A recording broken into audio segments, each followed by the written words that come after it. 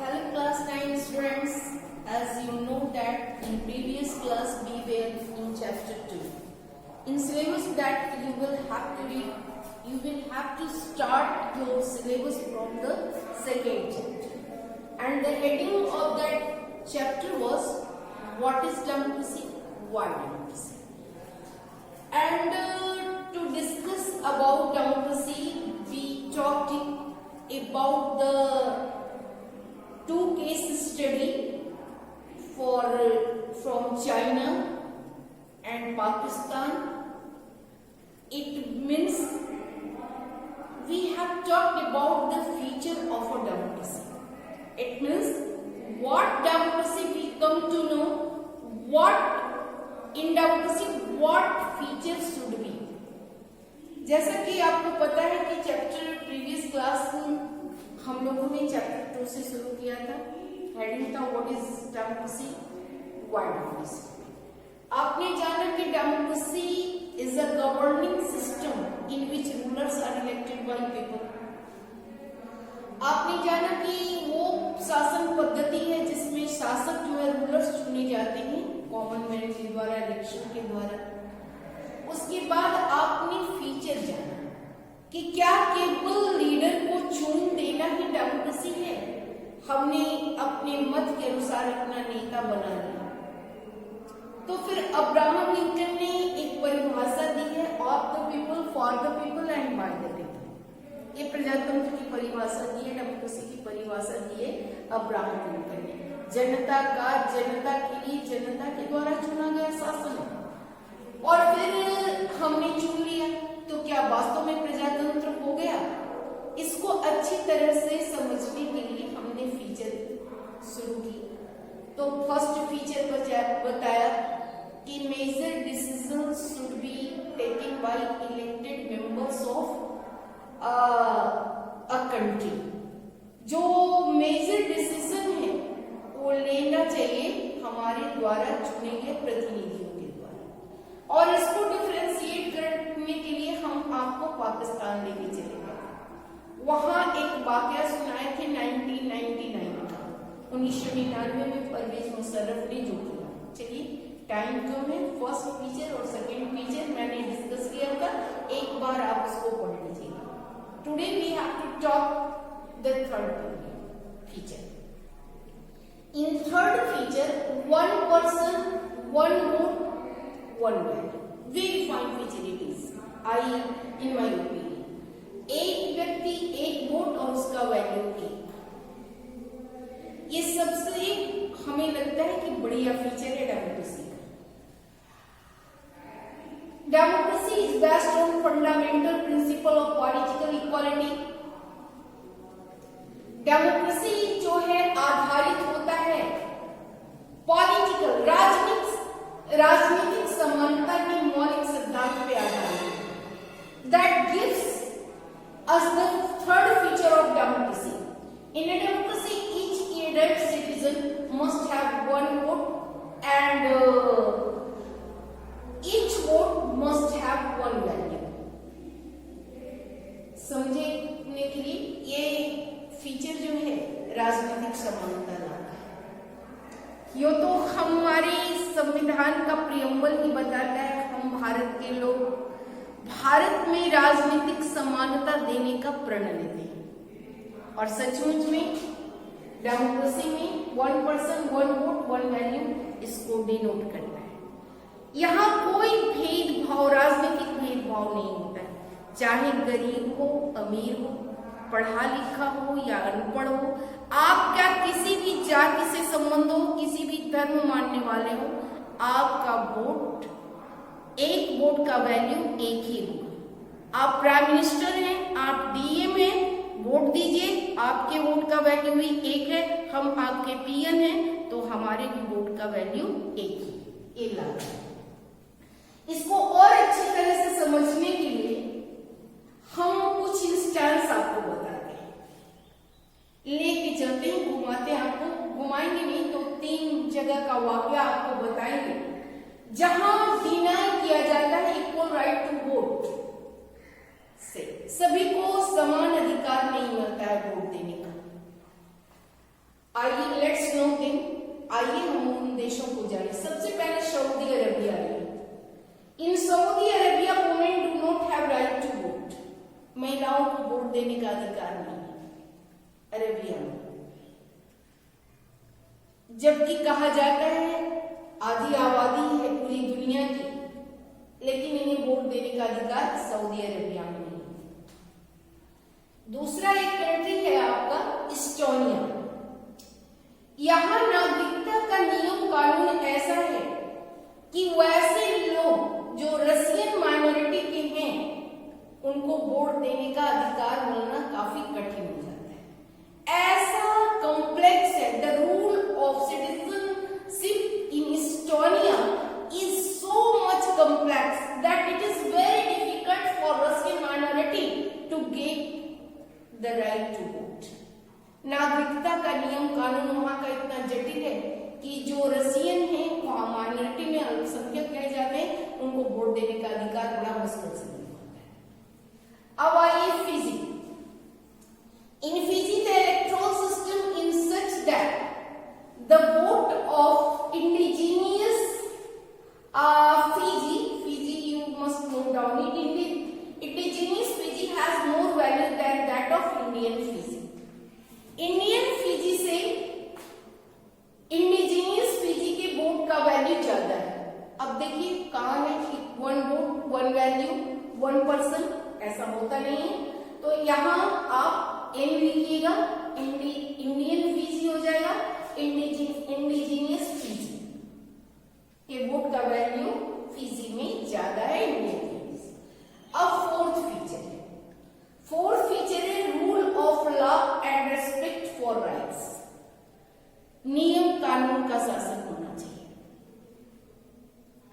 और अधिकारों का सम्मान होना चाहिए। चूंकि इंसान जब इस पृथ्वी पर आता है तो अपने आप को इंपॉर्टेंट तभी समझता है जब उसे कुछ अधिकार दिए जाते हैं।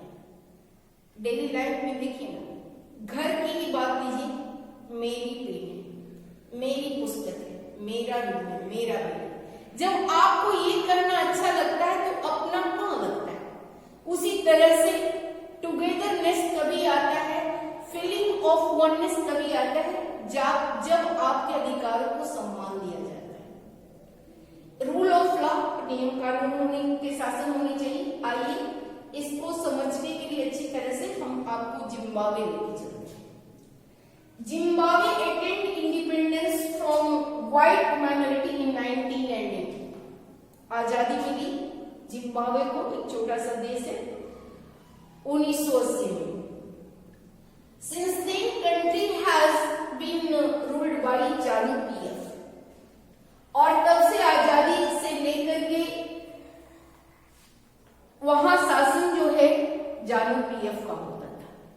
जानु पीएफ के लीडर जो थे वो थे रॉबर्ट मुगाबे। जब से आजादी मिली वहां के प्रेसिडेंट रॉबर्ट मुगाबे हुआ करते थे। Elections are always, yes write down yes here, elections are always won by party. इलेक्शन जीता जाता था हमेशा जानु पीएफ के द्वारा, through violence and harassment of opposition party. जो अपोजिशन पार्टी थी वहां, जो विरोधी पार्टी थी वहां, उनकी हिंसा करके, वायलेंस करके, उनको हैरेस करके वहां हमेशा इलेक्शन जीता जाता था जानु पीएफ के द्वारा, और वही देश के बनते थे प्रेसिडेंट। इलेक्शन हुआ, आपने डेफिनेशन में पढ़ा rulers are elected by the people. क्या ये डेफिनेशन आपको लग रहा है कि सही है? रूलर्स हैं, चुने गए, इलेक्शन भी हुआ जानु पीएफ के द्वारा, वही जीते, लेकिन किस तरह से जीते ये भी जाना। तो the example shows that popular approval is necessary but not sufficient। अब जिम्बाब्वे का वाकया जानने के बाद आपको ऐसा लगता होगा कि लोकप्रिय अनुमति तो मिल गई, लेकिन डेमोक्रेसी के लिए इतना काफी नहीं है।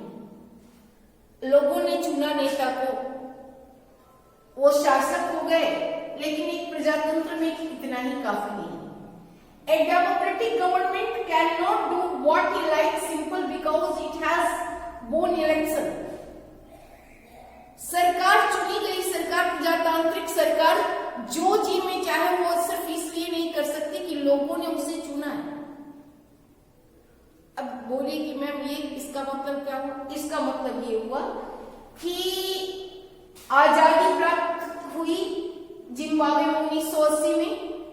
जानु पीएफ वहां का पॉलिटिकल पार्टी था, क्योंकि उन्हीं के नेतृत्व में देश ने आजादी प्राप्त की और उसके नेता थे रॉबर्ट मुगाबे। जब देश आजाद हुआ तो आपको लीडर होने का अधिकार है, तो हमें भी है, लीडिंग कैपेसिटी हमें भी है।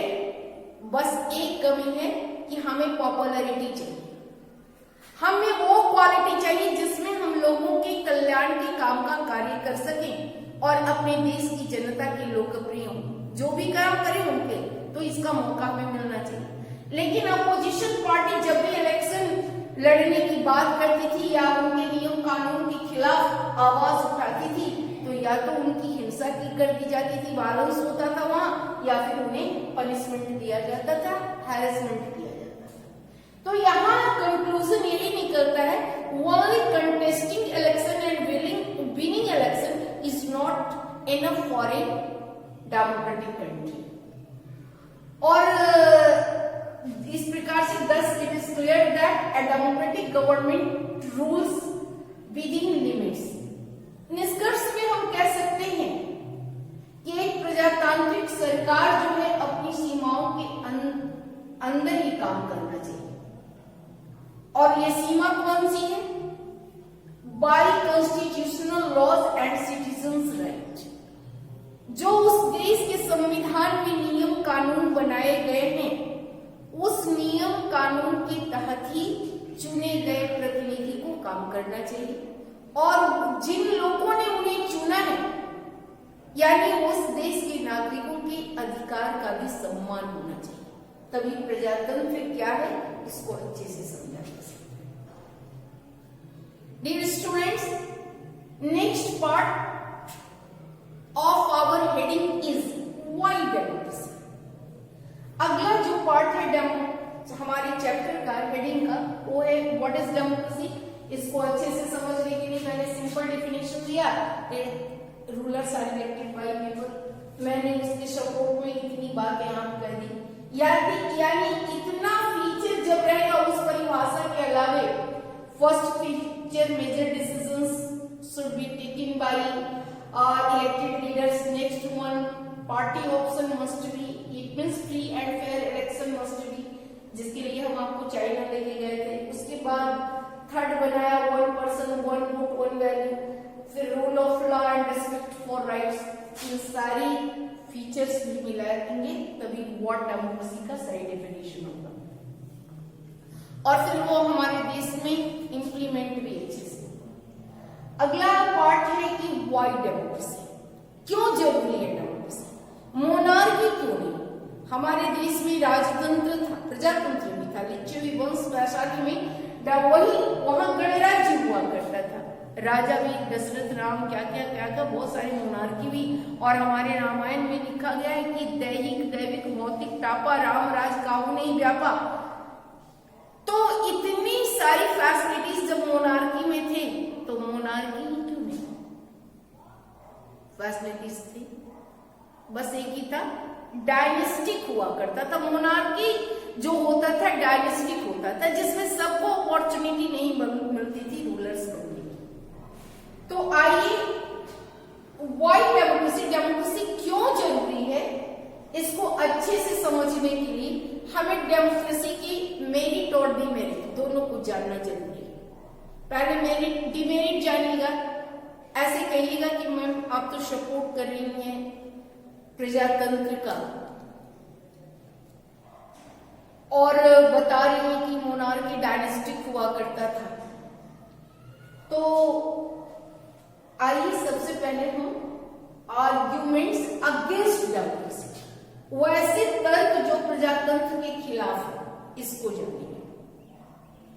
पहले डिमेरिट जानिए, और इससे पहले कि आप इस निर्णय पे पहुंचे कि वास्तव में प्रजातंत्र बुरा है, क्योंकि एरिस्टोटल ने कहा है कि democracy is the ruling of fools, FOOLS, मूर्खों का शासन। क्यों कहा गया है? इसी को चरितार्थ करते हुए मैंने कुछ यहाँ पे डिमेरिट्स लिखे। तो leaders keep changing in democracy, this leads to instability. Democracy में क्या होता है कि नेता बदलते रहते हैं, जो देश में अस्थिरता लाता है। आप सवाल करेंगे क्यों बदलते रहते हैं नेता? इसलिए बदलते रहते हैं क्योंकि हर 5 साल के बाद इलेक्शन होता है। डेमोक्रेसी में जनता चाहिए तो उनको मेजोरिटी यानी उनको वोट देगी, नहीं होगी तो कम वोट मिलेगा, वो हट जाएंगे। इसके लिए जनरल इलेक्शन हुआ तो कभी कभी होता है कि पब्लिक सेटिस्फाइड नहीं होती है, अपोजिशन पार्टी आवाज उठाती है, तो मिड टर्म इलेक्शन भी होता है। तो इसके इनस्टेबिलिटी लाती है, अस्थिरता लाता है। दूसरा डिमेरिट है democracy is all about political competition and power play. Democracy क्या है? कुछ भी नहीं, एक पॉलिटिकल राजनीतिक। Sixth demerit of democracy is ordinary people do not know what is good for them. They should not decide anything. It means, as you know that there is no class qualification need for contesting election or for casting vote. That's why it's sure that an ordinary person cannot do what is good for them. आपको पता है कि हमारे मतदाताओं के लिए या वैसे लोगों के लिए जो इलेक्शन कंटेस्ट करते हैं, कोई परफेक्ट क्वालिफिकेशन नहीं सुनिश्चित किया गया है। तो चूंकि उनके पास क्वालिफिकेशन होता नहीं है, तो एक साधारण व्यक्ति को ये समझ में नहीं आता है कि उनके लिए क्या अच्छा है और क्या बुरा है। They should not decide anything. इसीलिए उन्हें कोई भी चीज का निर्णय नहीं लेना चाहिए। अगला डिमेरिट है 7, democracy leads to frequent,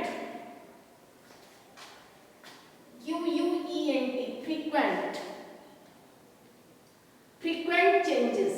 democracy जो होता है उसमें लगातार परिवर्तन होते रहता है in leadership. Sometimes this can set back big decisions. कभी कभी ऐसा भी होता है कि बड़े बड़े जो निर्णय लिए जाते हैं वो काफी पीछे हो जाते हैं and affect the government efficiency, और ये प्रभावित करता है सरकार की योग्यता। It means democracy leads to frequent changes, लगातार परिवर्तन होते हैं।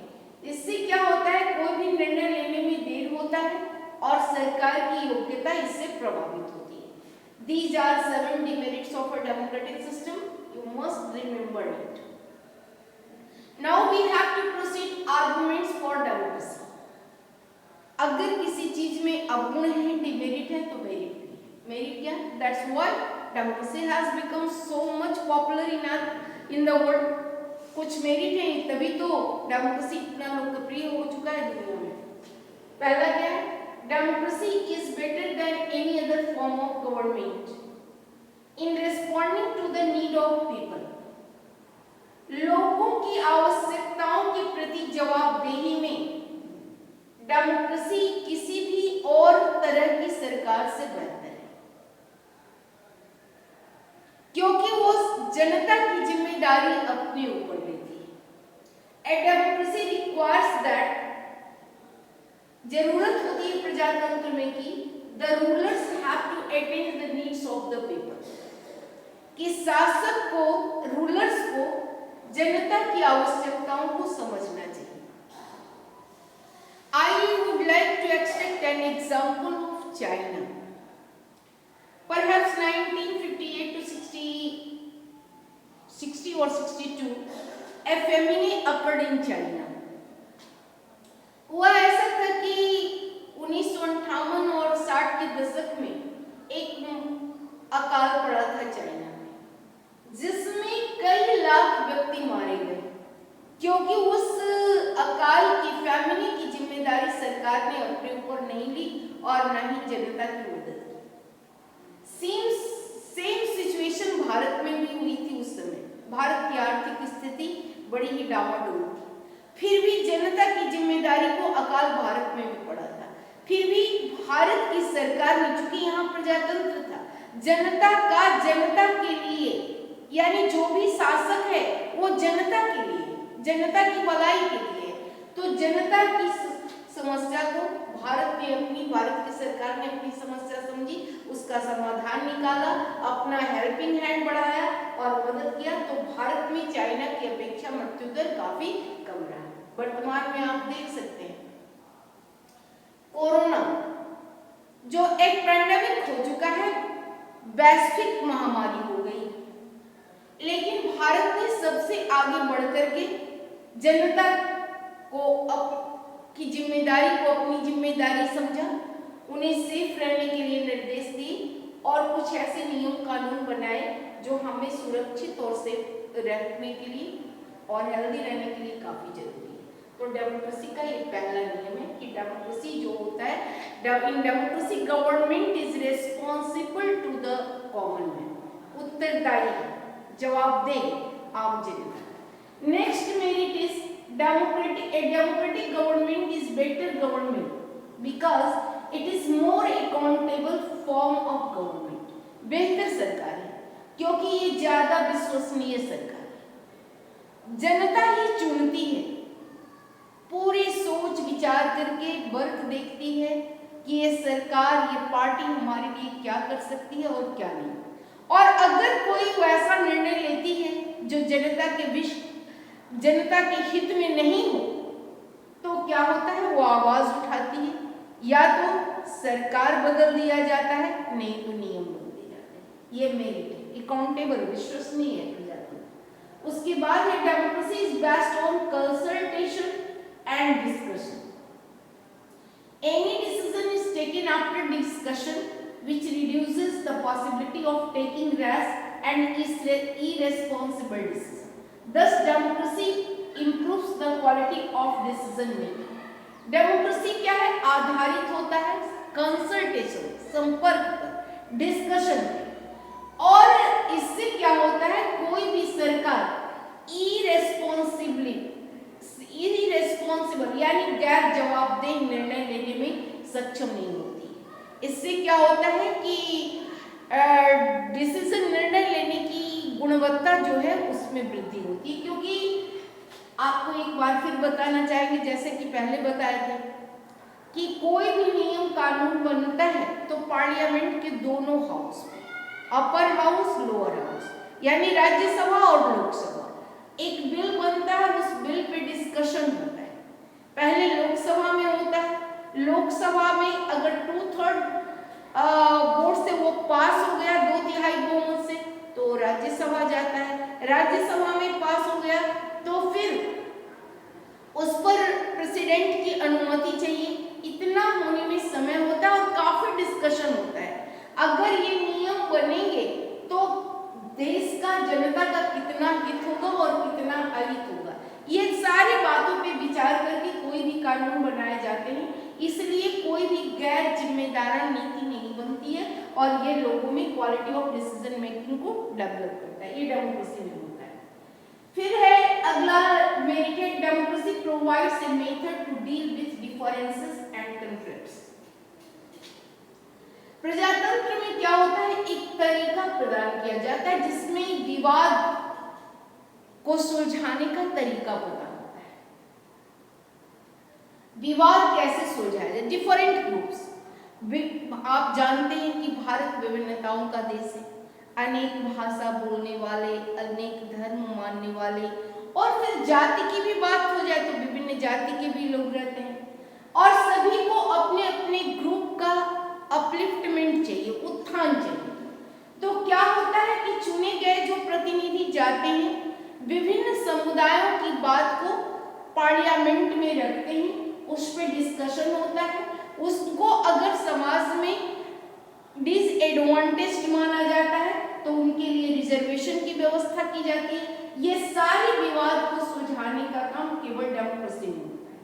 इसीलिए डेमोक्रेसी जो है विभिन्न समुदायों के लोगों को शांतिपूर्ण रहने का मौका प्रदान किया करता है, क्योंकि डेमोक्रेसी में सबके हित की बात की जाती है। अगला है the strongest argument for democracy is that, जो सबसे मजबूत तर्क है डेमोक्रेसी के लिए वो ये है क्या, it enhances the dignity of citizen, आम जनता का महत्व बढ़ जाता है।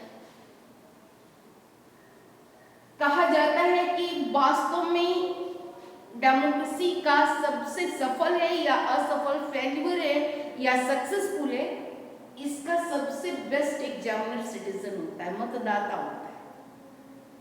एक इलेक्शन आया, मेजोरिटी मिली, इट मींस पास कर गई सरकार। आपने जो भी किया जनता के हित के लिए किया, आपको जनता ज्यादा चाहती है, तो ये जनता के महत्व को बढ़ा देता है डेमोक्रेसी में। In democracy, the poorest and the least educated person has the same status as the rich and educated. प्रजातंत्र में सबसे गरीब व्यक्ति जो एकदम पढ़ा लिखा हुआ नहीं है, उसका उतना ही वैल्यू होता है जितना कि सीएम, डीएम, पीएम, राष्ट्रपति। और ये इसके लिए democracy the best equality, political equality देता है। फिर democracy is better than other forms of government because it allows us to correct our mistakes. Democracy जो है अपनी गलती को सुधारने का बहुत अच्छा मौका देता है, बहुत अच्छा मौका देता है। And there is room for correction, अपनी गलती को सुधारने का मौका देता है, जगह देता है। In democracy either rulers have to change their decisions और रूलर्स कैन बी चेंज्ड। आप पूछ सकते हैं कि गलती सुधारने का क्या मौका दिया? गलती सुधारने का मौका इसलिए देता है कि अगर जनता ने, आम जनता ने गलती की है, गलत रिप्रेजेंटेटिव को चुना है जो उनके देश के हित में काम नहीं करता है, उनके समाज के हित में काम नहीं करता है, जो उनके कोई भी ग्रुप हो उनके हित में काम नहीं करता है, तो आने वाले इलेक्शन में उनको वोट नहीं मिलेगा।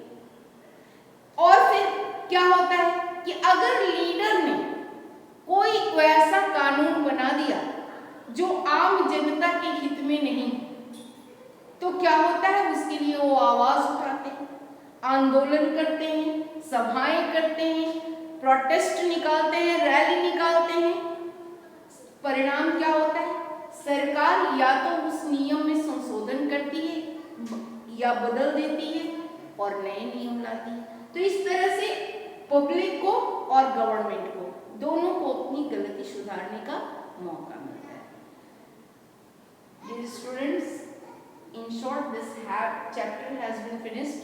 Read yourself and your doubt will be cleared when we meet lively in class. जब हम क्लास में मिलेंगे, हम और आप एक दूसरे के सामने होंगे, तो जो भी होगा आप पढ़िए, अपने प्रॉब्लम नोट डाउन कीजिए, जहाँ समझ में नहीं आया है पूछिए और डिस्कशन हम लोग करेंगे। यहाँ फ्रीक्वेंट ENT छुटा हुआ है,